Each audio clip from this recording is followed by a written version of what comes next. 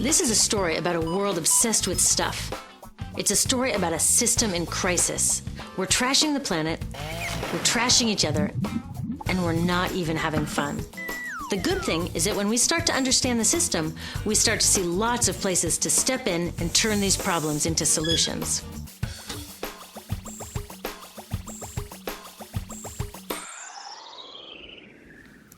Can I tell you, I love my Pantene Pro V.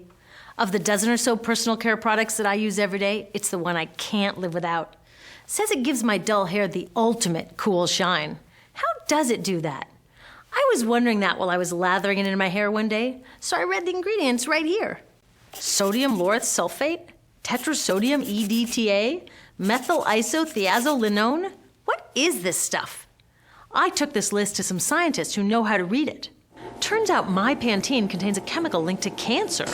And lots of other products in my bathroom, from sunscreen to lipstick and even baby shampoo, also contain chemicals linked to cancer or other problems like learning disabilities, asthma, and even damaged sperm. Like most parents, I try to keep my family safe. But now I find out my bathroom is a minefield of toxins? What are we supposed to do? To find out the answers, we have to go back to one of the key features of our materials economy: toxics in, toxics out. If, at the factory, you pour toxic chemicals into a product, like baby shampoo, you're going to wind up with toxic baby shampoo, and toxics in workers, communities, and, babies. So let's take a closer look at this toxic outrage where it seeps into our lives every day, in the bathroom. The average woman in the U.S. uses about 12 personal care products daily. The average man about 6. Each product containing a dozen or more chemicals. Less than 20% of chemicals in cosmetics have been assessed for safety by the industry's safety panel, so we just don't know what they do to us when we use them. Would you fly on an airline that only inspects 20% of its planes? Of course, not all of these chemicals are dangerous, but we know that many are. Some are carcinogens. That means that they can cause cancer. Others are neurotoxins and reproductive toxins, proven to mess up brain development and reproduction in animals. Wait a minute, we're animals too. It's like a giant experiment. We're using all these mystery chemicals and just waiting to see what happens. One thing we do know is that they're getting inside us. I had my body's toxicity levels tested, and I'm loaded with things like mercury, flame retardants, triclosan, and lead. We all are. Even babies are being born pre-polluted. Now, I know we can't live in a lead-free world, but do we have to put lead in our lipstick? I don't know. Maybe it's my fault. Maybe I just bought the wrong thing. At the store, the choices seem endless. I can get lipstick in 49 shades, or shampoo for hair that's too dry, oily, fine, limp, or frizzy. But what about the choices that really matter? Like the choice to buy products that are safe? It turns out the important decisions don't happen when I choose to take a product off the shelf. They happen when companies and governments decide what products should go on the shelves. So who are these companies? This is Procter & Gamble. They're the ones offering me Herbal Essences, the #2 shampoo in the country. It contains toxic petrochemicals made from oil. Since when is oil an herb? On cosmetics labels, words like herbal, natural, even organic have no legal definition. That means that anybody can put anything in a bottle and call it natural, and they do. I mean, can you imagine a top seller called Petro Essences? Gross. What's even nastier are hair relaxers marketed to 5-year-olds and skin whitening creams. These are super toxic, both in their ingredients and in the message they send about what beauty is. Ooh, here's Estee Lauder offering me a chance to help find a cure for breast cancer. That's nice. But wait, they're also using chemicals linked to cancer. Don't you think the best way for Estee Lauder to fight cancer is to stop using those chemicals in the first place? So really, I get to choose between meaningless claims on a bottle. But these guys get the real choice about what goes into those bottles. And that happens back here, at the factories where they're formulated.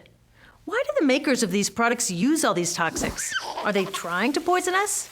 No, they're just working from a 1950s mindset when people were totally swept up in better living through chemistry. In all that excitement, they forgot to worry about human health impacts. That was years ago, and they are still using these same old toxic chemicals. Today, big cosmetics companies say the doses of poison in their products are small enough to be harmless. Yeah, maybe if you use them once a year.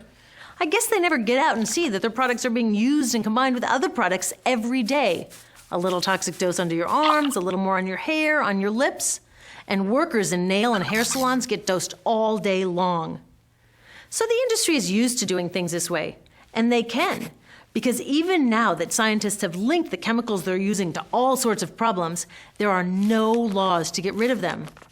You're thinking, really? Come on, nobody's making sure that the stuff we smear all over our bodies is safe? Nope. The FDA doesn't even assess the safety of personal care products or their ingredients. Since 1938, they've banned just 8 out of over 12,000 ingredients used in cosmetics. They don't even require that all of the ingredients be listed on the label. Now, this is an example where we can all agree a little more government action would be helpful. This lack of regulation leaves a huge hole that the cosmetics industry is all too happy to fill. They set up their own committee to self-police their products, and compliance with their recommendations is voluntary. So the cosmetics industry is making the rules and then deciding whether or not to follow them. So you see, it isn't our fault that these toxic products are in our bathrooms. It's a whole broken system that's ignoring the simple rule: toxics in, toxics out. But we're not helpless. There are resources online that we can use to protect ourselves by identifying the best possible choices in the store. But the real action is with people working to change the system. Because if we really want to solve this problem, we got to start here with these guys. Women, parents, workers, people all over the country are demanding that Congress pass a new law, giving FDA the power to make sure that our personal care products are safe. We need common sense laws based on the precautionary principle. That means that when you're dealing with hazardous chemicals, just err on the side of caution. Let's not debate how much lead should be allowed in lipstick. Just get the toxic chemicals out of our products. Smarter laws would force companies to get past that old 50s mindset and figure out how to get us all clean and shiny without toxic chemicals. Can they? Totally. Many responsible cosmetics companies are already putting safer products on the market. Green chemists are developing substances that are designed to be safe and non-toxic in the first place. European governments have required the removal of many toxic chemicals, and companies have figured out how to comply. When cosmetics are reformulated to be safe and labeled honestly, then we can feel comfortable with the choices available at the store. We can choose bouncy hair or full hair, shiny lipstick or matte. We can even choose to feel beautiful without using 20 products. But we'll know that whatever we choose, the most important choice, the choice to be safe and healthy, has already been made.